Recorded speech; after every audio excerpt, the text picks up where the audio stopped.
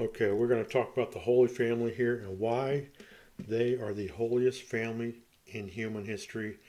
And after this short little presentation here, somewhat of an overview, you'll have to agree this is the holiest family ever in human history. So here we go. We cover why is this the holiest family ever? Who was Jesus? Well, we already know that. Who was Mary? Who was Joseph? And why was Joseph and Mary chosen? So who was Jesus? We already know who Jesus was. I'm not really going to get into this. 2,000 years of study, the Bible, information everywhere. It's just a question of faith whether you believe or not. However, Jesus was God in the flesh. God came down to humanity to give us more help, more guidance, more of a blueprint how to get to heaven. So Jesus is definitely God come down in the flesh to walk among us, give us the teachings on how to get rid of sin, live life, and get back home, get back to heaven, get to heaven. And so Jesus was just that, was God in the flesh. Mary and Joseph, who they were and the part they played in human history. So let's start with Mary. She was about 15, 16 years old. Most accounts is about 16 years old. She was just a kid. That's it, just a kid, like a kid starting off high school, maybe a 16-year-old daughter, niece, sister, just a kid. Really nobody, no status, wasn't rich, didn't have any kind of noble upbringing. Just a meek, humble girl. No one knew who she was. And God most of the time chooses nobodies, humble, meek people. Of course, she was back then in the Jewish time. She probably read the Jewish text. She knew the Ten Commandments. Apparently, she followed the law, followed a path of holiness. Otherwise, God would have never chosen her. And God knew who was going to choose anyway. So Mary was just nobody, 15, 16-year-old kid, and that was pretty much it, really. But she became a model for all women, a mother, and a wife. And that's what all women are called to holiness, just like all men are, and I'll get into that. To achieve holiness, to become a mom and a wife.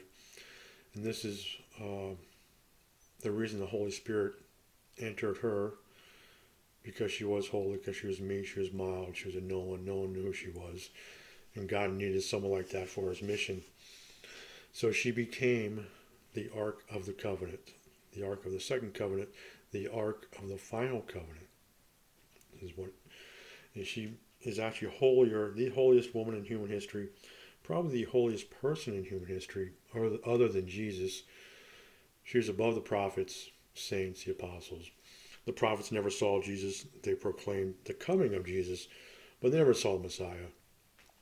Most of the saints never saw the Messiah. The apostles only spent 3 years, but she was the Ark of the Covenant. She held God in the flesh in her womb, which makes her the holiest woman in human history and the holiest person other than Jesus. But definitely a model for all women to achieve holiness, become a mother and a wife. Now let's touch on Joseph. Once again, a nobody, just a carpenter. Nobody knew who he was either. Back in the Jewish time, BC, he was a follower of the law, the Ten Commandments. Probably went to synagogues, and he knew the letter of the law, just like probably all men in those days. The Jewish text, the Torah. But he was a nobody, just like Mary. God had to pick a no one, someone who was humble and meek, following law and wanting to achieve holiness. So there kind of some different views on how old Joseph was. A lot of paintings you see him as an older man, but if Mary was 16, he would have to have been in his 20s to be a protector and a provider, to go on those long treks to the desert, to Egypt, back to Nazareth, and other places, a young man, and to be a carpenter, raise his family. So all accounts have him about probably in his mid-20s, early 20s. He would have had to have been young to raise a family in those times. It's really hard in those times, walking many, many miles in the desert. So he would have had to have been a young man to carry this out. And was he a virgin? And let's get back to Mary. She was a virgin her whole life.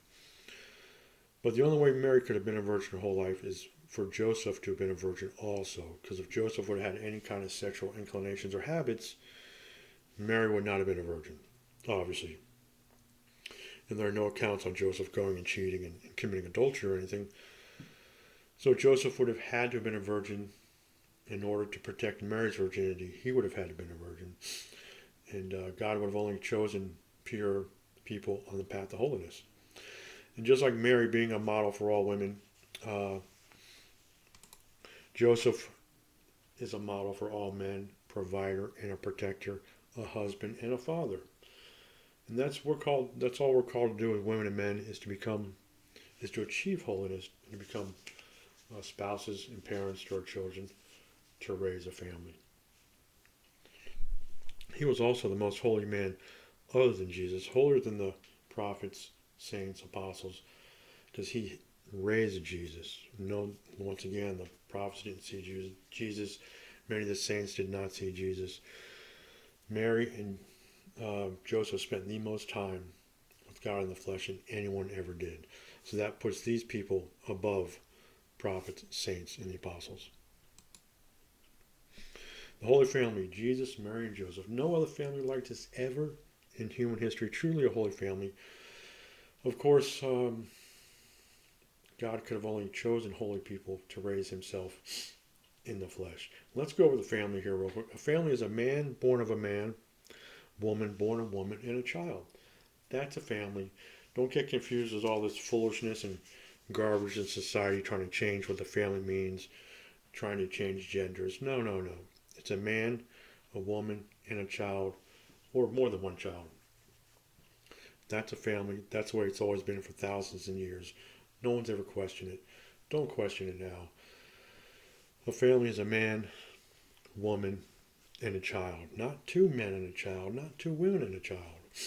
Man, woman, and child. That's it. That's the end of that story, period. So why God chose Mary and Joseph? Well, they weren't well known at all. No one knew who they were. They didn't have a lot of money. They weren't well known. They have no status in life or in society. And God could have only chosen holy people because holy people have no other pursuits in life. If Mary and Joseph were not holy people and they had other pursuits in life, then they would have not been able to focus on Jesus, raising God in the flesh the way they did. And there's no other way that they could have been raised in holiness without holy people. So, in order to get to heaven, you have to be holy and clean. In order to raise Jesus, God in the flesh, you've got to be holy and clean yourself.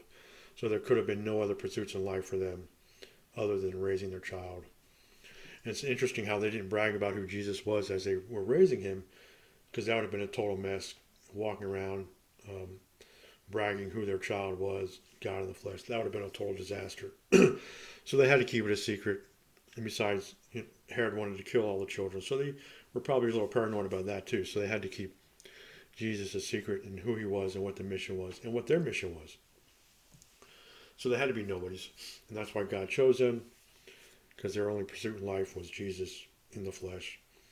And this makes them truly the holiest family ever in history, simply because they raised God in the flesh, Jesus. They watched him take his first step. They changed his diapers, if they had diapers back then, I don't know. But they raised him as a child all the way up to the age of 30. So this is why they are the holiest family in human history. Mary, truly holy. Joseph, truly holy. And Jesus, of course. So the holy trio, there is no holier family than this in history.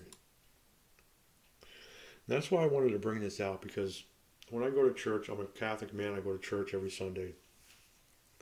I don't really hear a lot about the Holy Family anywhere.